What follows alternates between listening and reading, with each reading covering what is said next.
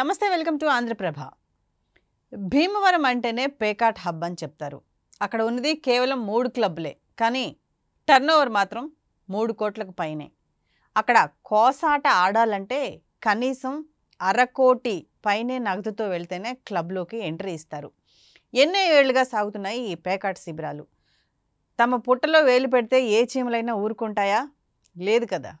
సరిగ్గా అదే తరహాలో పేకాట శిబిరాల్లో వేలు పెడితే పొలిటీషియన్స్ ఎలా ఊరుకుంటారు చెప్పండి? ఇంకేముంది, ఆ రాజకీయ వలకు చిక్కేశారు. భీమవరం డిఎస్పీ జయసూర్య. ఇందుకు ఈ పేకాట్ హబ్ ఏంటి, డిఎస్పీ ఎలా, ఎవరికి చిక్కారో ఇప్పుడు చూద్దాం.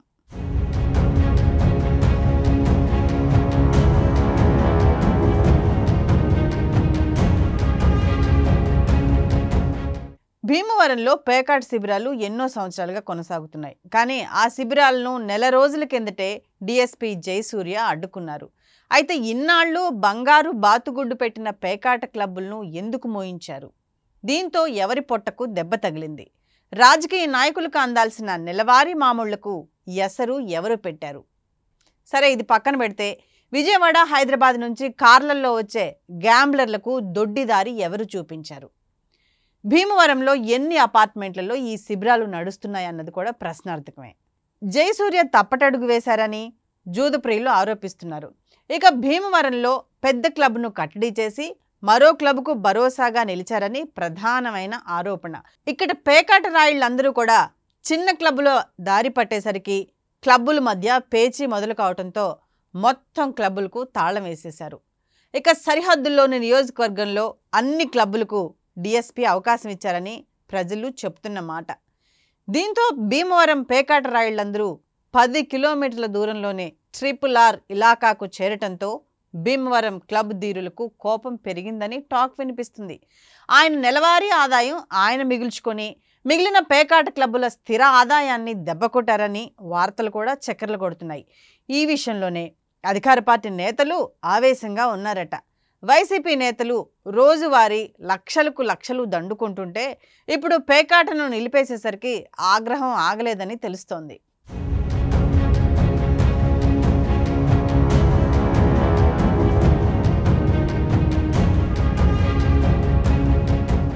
ఇకపోతే డిఎస్పీ జయసూర్యపై ఉన్న ప్రధాన ఆరోపణలు ఏంటంటే సివిల్ మ్యాటర్ సెటిల్మెంట్స్. వీటిలో రాజకీయ జోక్యం తప్పనిసరి అవుతుంది. ఈ క్రమంలోనే ఎమ్మెల్యే ముందు ఒక వర్గం గగ్గోలు పెట్టింది. కానీ ఆ ఎమ్మెల్యేని సైతం డిఎస్పీ లెక్క చేయలేదట. ఏది ఏమైనప్పటికీ ఇవన్నీ ప్రస్తుతం ఎస్పీ మెడకు చుట్టుకుంటున్నాయి. ఇప్పటికే పశ్చిమ గోదావరి జిల్లా భీమవరం డిఎస్పీ జయసూర్య వ్యవహార శైలి, ఆయనపై వచ్చిన ఆరోపణలపై ప్రభుత్వం ఫోకస్ పెట్టింది. ఈ నేపథ్యంలోనే పశ్చిమ గోదావరి జిల్లా ఎస్పీ అద్నాన్ నయీం అస్మితో డిప్యూటీ సీఎం పవన్ కళ్యాణ్ మాట్లాడారు. దీంతో యావత్ రాష్ట్ర వ్యాప్తంగా భీమవరం పేకాట చర్చనీయాంశంగా మారింది. మరి భీమవరంలో పేకాట శిబిరాల వ్యవహారంపై మా నెట్వర్క్ ప్రతినిధి బహదూర్ ఫోన్ లైన్లో మరింత సమాచారం అందిస్తారు. రైట్, ఈ వ్యవహారంపై మా నెట్వర్క్ ప్రతినిధి బహదూర్ గారు అందుబాటులోకి వచ్చారు. సార్ నమస్తే బహదూర్ గారు. నమస్తే అమ్మా శిరీష, బాగున్నారా? బాగున్నాను సార్. సార్, మనం మాట్లాడుతున్నాం ఏదైతే భీమవరం పేకాట ఇష్యూ ఉందో పొద్దుటి నుంచి మనం చూస్తూనే ఉన్నాము. అనిత గారు కూడా దీని మీద ప్రెస్ మీట్ పెట్టడం జరిగింది. పవన్ కళ్యాణ్ గారు ఈ వ్యవహారం మీద ప్రత్యేకంగా ఫోకస్ చేశారు. అయితే ఈ వ్యవహారాలన్నింటిలో ఒక డౌట్ ఏంటంటే రఘురామ్ కృష్ణరాజు గారు ఒక కీలకమైన వ్యాఖ్యలు చేశారు బహదూర్ గారు. ఏంటంటే భీమవరం పరిసర ప్రాంతాల్లో పేకాట శిబిరాలు అనేవి సహజంగా ఉంటాయి, అది అక్కడ మామూలుగా ఆడుకునే ఆట, దీని మీద పెద్ద ఎవరికి ఎటువంటి అభ్యంతరాలు ఉండవు, కాకపోతే నేను మాత్రం ఈ వ్యవహారాలకి వ్యతిరేకంగా ఉంటాను, నేను ఆడను అని చెప్పారు. అలాగే ఇంకొక మాట కూడా అన్నారు, జయసూర్య డిఎస్పీ జయసూర్య చాలా మంచి వ్యక్తి, అనవసరంగా ఎవరో పవన్ కళ్యాణ్ గారికి ఫిర్యాదులు చేశారు అని. ఎలా చూడొచ్చు సార్ ఈ వ్యవహారాన్ని? దీంట్లో ఒకటి విషయం ఉంది. జయసూర్య యాక్చువల్గా జయసూర్య పొలిటికల్ పడగలో ఉన్నాడమ్మా ఆయన. Okay sir. ఎందుకంటే భీమవరం అనేది ఒక కసినో కోట. ఓకే. అక్కడ ఖచ్చితంగా గ్యాంబ్లింగ్ ఉంటుంది. ఓకే. అది ఇప్పటిది కాదు, తరతరాలుగా జరుగుతుంది అది. Okay sir. ఎలా అంటే ఇప్పుడు అక్కడ కేవలం 3 క్లబ్లు ఉన్నాయమ్మా. Okay sir. ఒక క్లబ్ లోకి వెళితే ఒక వ్యక్తి వెళ్ళాలంటే ఆయన పెద్ద కోటీశ్వరుడు అయి ఉండాలి. ఓకే. ఆయన లోనికి వెళ్ళగానే హ్మ్. కోసాట్లో లోన బయట ఆడడానికి ఫస్ట్ 10 లక్షలు కట్టాలి. 10 ఓకే. లక్షలతో అతని ఆట ప్రారంభించాలి. స్టార్టింగే 10 లక్షలు. 10 లక్షలతో ఆట ప్రారంభించాలి. అంటే అతను సామాన్యుడు లెక్క ఆ క్లబ్ లో. Okay sir. అంటే అంతకంటే ఎక్కువ ఉంటుంది అనమాట. అంటే అక్కడ టర్న్ ఓవర్ ఒక రోజులోనే 3 కోట్ల పైనే ఉంటుందమ్మా. ఓకే. అలాంటి క్లబ్లు 3 ఉన్నాయి అక్కడ. అయితే ఆ మిగిలిన 2 క్లబ్లు కూడా చిన్నవి కొద్దిగా.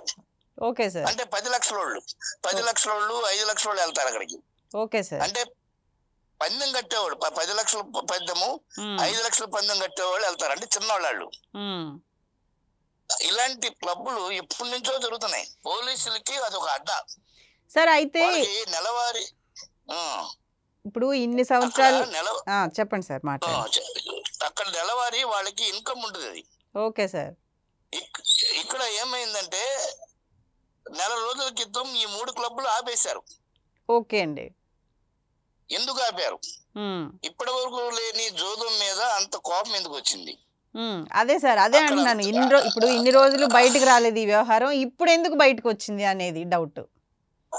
అదే ఇప్పటి వరకు ఎందుకు వచ్చిందంటే ఇక్కడ పొలిటికల్ ప్రభావం ఎక్కువ ఉంది. Okay sir. వీళ్ళు జయసూర్య ఏంటంటే నాకంటూ ఒక పెద్ద నాయకుడు నా వెనకాల ఉన్నాడు అనే ధైర్యంతో కొంతమందిని లెక్క చేయట్లేదు. జనసేన బీజేపీ నాయకుల్ని ఈయన లెక్క చేయట్లేదు. Okay sir. అక్కడ లోకల్ ఎమ్మెల్యే జనసేన ఎమ్మెల్యే ఉన్నాడు, local MP BJP MP. Okay అండి. వాళ్ళకు చెందిన అనుచరులందరూ కొంచెం అధికారంతో ఉంటారు. Okay sir. వాళ్ళతో ఈయన వాళ్ళని పట్టించుకోవట్లా, లెక్క చేయట్లా. ఓకే అండి. ఏమన్నా పంచాయతీస్ వచ్చినాడు, ఏదన్నా సెటిల్మెంట్లు వచ్చినాయి అనుకోమ్మా, అవి కూడా ఇతను ఈ జయసూర్య లెక్క చేయట్లా. Okay sir. దట్టు 3 క్లబ్బులు మూసేసిన తర్వాత ఈ జయసూర్య మీద ప్రత్యేకమైన ఆరోపణలు ఏంటంటే అపార్ట్మెంట్లలోను అలాగే ఉండి నియోజకవర్గంలోను శిబిరాలకి ఇచ్చేసాడట. అక్కడ ఓన్ కలెక్షన్ చేసుకుంటున్నాడు. Okay sir. ఇక్కడ భీమవరంలో కలెక్షన్ ఏంటంటే నాయకులకు పంచాలట. ఓహో, మనకు వచ్చిన సమాచారం మేరకు సార్ ఇక్కడ భీమవరంలో వచ్చే ఇక్కడ భీమవరంలో వచ్చే ఇన్కమ్ లోనేమో నాయకులకి పంచాలట, ఇక్కడ ఉండిలో వచ్చే ఇన్కమ్ ఆయన సొంతం అట. Okay sir. ఇవన్నీ మనకి ఈ గ్యాంబ్లర్స్ చెప్పడం ఇవన్నీ. అదేండి, అక్కడికి వెళ్ళి వచ్చిన గ్యాంబ్లర్స్ మనతో మాట్లాడేటప్పుడు చెప్తుంటారు. Okay sir. ఇలా జరిగిందండి, ఏం లేదండి, ఇది గ్యాంబ్లింగ్ మీద గొడవేనండి, ఆయన మీద వేరే ఏం లేదు, ఆయన పేకాడుతుంది ఇప్పటి నుంచో జరుగుతోంది, కేవలం జయసూర్యే కాదు, ఇలా ఏ డిఎస్పీ వచ్చినా సరే నెలవారీ మామూలు ఆయన తీసుకుని ఆయన సంచి ఆయన తీసుకుని వెళ్ళిపోవాలి. సో మా ఇక్కడ ఏం ఉండదండి. అయితే జయసూర్య మీద రావడానికి కారణం ఏకైక కారణం ఏంటంటే అక్కడ అధికార పక్షంలో ఉన్న పెద్ద పెద్ద నాయకులకి ఈయన తలవగ్గలేదు, వాళ్ళకి ఇవ్వాల్సినవి ఇవ్వలేదు, అందుకే వాళ్ళ మీద కోపం వచ్చింది, అందుకే సివిల్ తగాదాలని తెర మీద తీసుకొచ్చారు అనేది అక్కడ భీమవరంలో ఈ ప్యాకెట్ గ్యాంగ్ మొత్తం మనకి చెప్తున్నారు. Okay okay sir. అధికార పార్టీ నేతల ఆదాయానికి గండి పడింది ప్రస్తుతం చూస్తే. ఓకే, ఇది ప్రభుత్వానికి కూడా ఇబ్బంది తెచ్చిపెట్టింది అంటారా? అందుకేనా పవన్ గారు ఆదేశాలు ఇస్తున్నారు అనుకోవచ్చా మనం?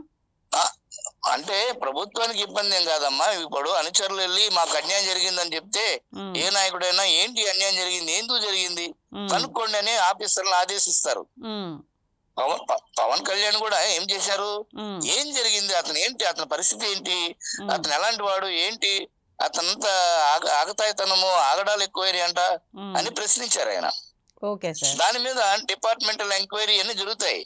అయితే ఎస్పెషల్లీ ఇప్పుడు ఏ మాత్రం చర్యలు తీసుకున్నా ఒక్క జయసూర్య మీదే కాదు, అక్కడ ఎస్పీకి కూడా మెడకు చుట్టుకుంటది. మొత్తం డిపార్ట్మెంట్ ఇప్పుడు మొత్తం పోలీస్ డిపార్ట్మెంట్ కి చుట్టుకుంటది. ఇప్పుడు ఒక కింద స్థాయిలో వ్యక్తి అది చేస్తున్నాడంటే ఆ లింక్ మొత్తం పై స్థాయి వరకు ఉంటుంది కదండి, డిఎస్పీ, డీజీపీ, ఎస్పీ. అవును, అంటే మొత్తం పోలీస్ వ్యవస్థకి పెద్ద తలకాయలకి చుట్టుకుంటది. అలాగే హోమ్ మినిస్టర్ కూడా అపవాదు చేస్తారు వీళ్ళంతా. ఓకే సార్, ఇది జరుగుతుంది. అంత తీవ్రమైన విషయం అమ్మా ఇది. నెక్స్ట్ ఇప్పుడు సంక్రాంతికి కూడా మరి పెద్ద ఎత్తున భీమవరం పేరే చెప్తారు కదా, జూదాలు ఆటలాడుతున్నట్టే. ఇప్పుడు నెక్స్ట్ వచ్చేది సంక్రాంతి. ఆ సంక్రాంతి టైంకి ఇప్పుడు ఎంత రేంజ్కి వెళ్ళిపోతుందో సార్ మరి? అమ్మ యాక్చువల్ గా చెప్పాలంటే ప్రతి సంవత్సరం కూడా భీమవరం దగ్గర జోలపాలెం ఊరుంది, అక్కడ పెద్ద పెద్ద బరులు ఉంటాయి. ప్రతి సంవత్సరం అంటే జస్ట్ నేను లాస్ట్ 3 years నుంచి చూస్తే ప్రతి సంవత్సరం 2000 కోట్ల పైన జరుగుతుంది అక్కడ పందెం. Okay sir. ఇంకొకటి హెలికాప్టర్ లో కూడా వస్తారు అక్కడికి పెద్ద ఎత్తున. అసలు కోడి పందాలు అనగానే భీమవరం వెళ్ళిపోతా ఉంటారు కదా సార్ అందరూ. అవునమ్మా, హెలిప్యాడ్లు నిర్మిస్తారు, హెలికాప్టర్ లో కోళ్ళు తీసుకొస్తారు, తీసుకొచ్చి అక్కడ పందాలు వేస్తారు. అదే పెద్ద, అది చెప్పక్కర్లా. అసలు ఏపీ మొత్తం మీద కోడి పందాలని నిషేధించామని చెప్పినా భీమవరం మాత్రం కట్టలు దిగిపోతాయి, అక్కడ ఏముండవు, బర్రెలన్నీ వెలుస్తాయి అక్కడ. అవును సార్, అవును. అదే అంటే అది మాకు చిన్నప్పటి నుంచి అలవాటు, ఇది మా ఆనవాయితీ అని వాళ్ళ సంప్రదాయంగా చూపిస్తారు. అది ఈ జోదం కూడా ఒక సంప్రదాయంగానే చూపిస్తున్నారు. మరి ఈ జోదాన్ని మనం సమాజంలో వ్యతిరేకిస్తున్నా, ఈ జోదాన్ని ఆ భీమవరం రాజులు మాత్రం ఒక సంప్రదాయంగా వాళ్ళ చిన్నప్పటి నుంచి వచ్చిన క్రీడగా చెప్తున్నారు అది. సో దాన్ని మన సమాజం ఎలా స్వీకరిస్తుంది, ఎలా ప్రశ్నిస్తుంది అనేది మనం వేచి చూడాలి. మరి రైట్ బహదూర్ గారు, థ్యాంక్ యూ అండి. ఓకేనమ్మా. Okay sir.